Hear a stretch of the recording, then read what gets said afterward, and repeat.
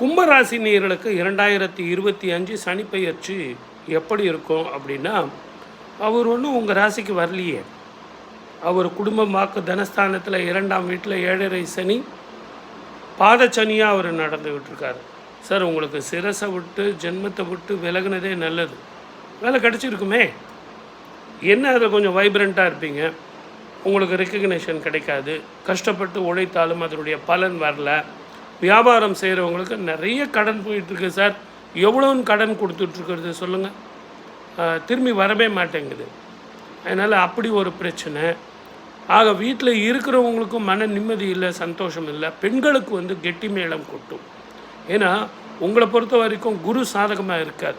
Sir, குரு அப்போ கூட 2 மாதம் தானே சார், மறுபடியும் அவர் வந்து கடகத்துக்கு போகிறாரு. அதுக்கப்புறம் 2 மாதம் பொறுத்து திருப்பியும் அவர் வந்து வக்கரகதியில் வராரு. வக்கரகதியில் வராரு இல்லைங்களா? அப்போ இன்னும் மேலான பலனை கொடுக்கும். திருமண வாழ்க்கை, நல்ல குடும்பம், நல்ல வாழ்க்கை, குழந்தை பாக்கியம், வீடு கட்டுறது, வாகனங்கள் வாங்கிறது, பெண்களுக்கு சுப ஆண்டாக இருக்கும். ஆண்களுக்கு வந்து ஊர் விட்டு ஊர் போகிறதோ, இடம் விட்டு இடம் மாறுறதோ ஒரு அற்புத பலனை கொடுக்கும். உங்களுடைய அந்த மனக்குழப்பத்தை விடுங்க. சார், எனக்கு கிடைக்குமா கிடைக்காதா, உடம்பு என்னவோ படுத்திக்கிட்டு இருக்குது சார், கால் வலி, இடுப்பு வலி, இடுப்புக்கு கீழே எங்களை பாடாக படுத்திக்கிட்டு இருக்கு சார் அப்படின்னா காலில் அடிபடுவதற்கான வாய்ப்புகள் அதிகம். அதே மாதிரி இரவு பயணத்தை கொஞ்சம் தயவு செஞ்சு தவிர்த்துருங்க. வேற்றுமொழி இனத்தவர்கள் வந்து உங்களுக்கு லாபமாக இருப்பாங்க.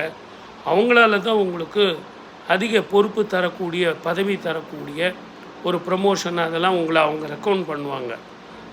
வேறு நாடோ, வேறு மாநிலமோ, வேறு ஊருக்கோ நீங்கள் போயிட்டு வேற்றுமொழி இனத்தவர்களோடு நீங்கள் இணைந்து வேலை செய்கிற மாதிரி உங்களுக்கு ஒரு வாய்ப்பு வரும்.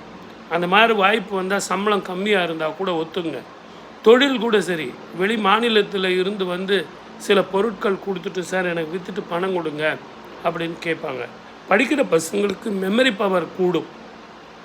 சைடில் வந்து நான் வந்து சாஃப்ட்வேர் படிக்கிறேன் சார், லேட்டஸ்ட் டெக்னாலஜி படிக்கிறேன், அதே மாதிரி காமர்ஸ் குரூப்பில் எடுத்திருக்கேன், நான் வந்து ஆடிட்டிங் பண்ணலாமா, ஐசிடபிள்யூ பண்ணலாமா அப்படின்னா தாராளமாக பண்ணலாம், தைரியமாக பண்ணுங்கள்.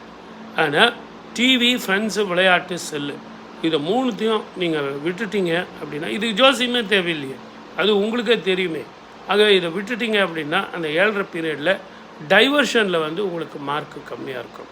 கஷ்டப்பட்டு உழைத்தாலும் அதனுடைய பலன் வரல. இப்போ சப்ஸ்கிரைப் பண்ணுங்கள், ஷேர் பண்ணுங்கள், கமெண்ட் பண்ணுங்கள், நிறைய பேசுவோம். பண்ணிட்டீங்களா?